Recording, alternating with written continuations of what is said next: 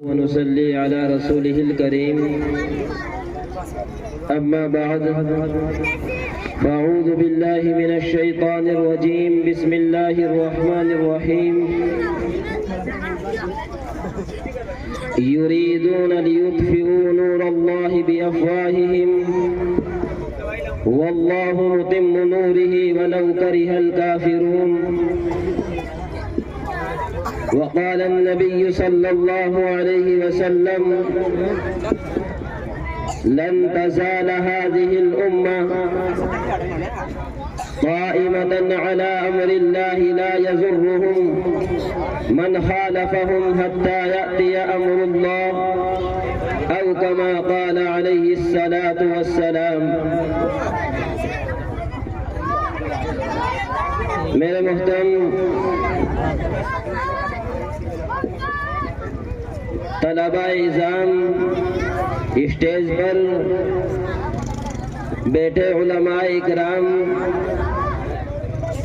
کافی دیر سے ماشاءاللہ بچوں کا پروگرام بھی آپ حضرات سن رہے ہیں، اور آپ تمام حضرات بھی پردے میں بیٹھی مائیں اور بہنیں ماشاءاللہ کتنے حوصلے کے ساتھ اور ہمت کے ساتھ بچے اپنے پروگرام کو آپ کے سامنے پیش کر رہے ہیں. یہ بغیر تیاری کے اور بغیر محنت کے نہیں. اگر کسی کو آپ میں سے ہی اٹھا کر اس مائک پر کھڑا کر دیا جائے اور صرف روزانہ جو آپ نماز میں سورہ فاتحہ پڑھتے ہیں اس کو ہی پیش کرنے کے لیے اگر آپ سے کہہ جائے تو ٹانگوں کی کپ کپی طاری ہو جاتی ہے. بات سمجھ میں آئی؟ ایک بچوں کے اندر حوصلہ ہوتا ہے، ایک جرأت ہوتی ہے، اور ان کے پیچھے کیا ہوتا ہے؟ اساتذہ کی ایک رات دن کی محنت ہوتی ہے. جب جا کر یہ پروگرام آپ کے سامنے پیش کرتے ہیں اور اشاروں اور کنایات کے ساتھ کس طریقے سے سمجھا جاتا ہے بچے نے کتنی محنت کی ہے اور بچے کے پیچھے کیا کی ہے، استاد نے کتنی محنت کی ہے. اور یہ کہاں ہوتا ہے؟ مدارس کے اندر ہوتا ہے، مکاتب کے اندر ہوتا ہے، مساجد کے اندر ہوتا ہے. میرے محترم بزرگوں، نوجوانوں، ہمیں مدرسے سے جڑنا چاہیے اور مدارس والوں سے، ذمہ داروں کے ساتھ ملا کر اس کا تعاون کرنا چاہیے. جس وقت بھی ضرورت پڑے، جس چیز کی بھی ضرورت پڑے، ہمیں ان کا ساتھ دینا چاہیے.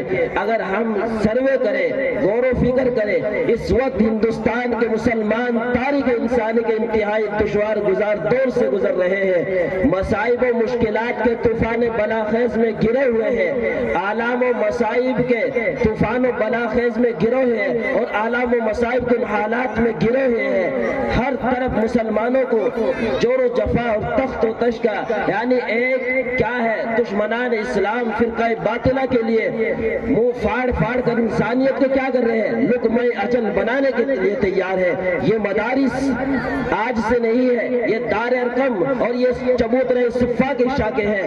یہ عزت مآب سرکار دو عالم کی قلمیں ہیں. یہاں دشمنان اسلام نے اس کو بند کرنے کی پہلے بھی معلوم نہیں کیا پلاننگ کی، کیا کوشش کی، ہمت کی، لیکن ایک نام آتا ہے حجت الاسلام امام محمد قاسم نانوتوی کا. امام محمد قاسم نانوتوی نے کہا، جب انگریز ظالم نے اور دشمنان اسلام نے کہا کہ مدرسہ کھولنے نہیں دیا جائے گا، مدرسہ بند کر دیا جائے گا، علماء کو ختم کر دیا جائے گا، لیکن حجت الاسلام امام محمد قاسم نانوتوی نے کیا کہا تھا کہ انار کے درخت کے نیچے دیوبند کی ایک شاخ نکلے گی، ایک ایسا مدرسہ کھلے گا جس کی ترقی ساری دنیا اپنی آنکھوں سے دیکھے گی. ان مدارس کے اندر طلبہ کے وہ علوم سکھائے جاتے ہیں، یعنی علم حدیث سکھائے جاتے ہیں، قرآن سکھایا جاتا ہے، قرآن کی تفسیر سکھائی جاتی ہے، قال النبی صلی اللہ تعالی علیہ وسلم سکھائی جاتی ہے. خیر، میرا تو کوئی ارادہ نہیں تھا، حضرت نے حکم کر دیا، اس لیے اپنی معروضات اور اپنا سبق آپ کے سامنے پیش کیا. بتلانے کا مقصد یہی ہے کہ نوجوانان اسلام اپنے طلبہ کو، اپنی آئندہ آنے والی جو نسل ہے، ہماری جو یہ پود ہے، ہمارا جو یہ بچہ ہے، اس کو مدارس سے جوڑے اور خاص طور سے دینی تعلیم سے جوڑے.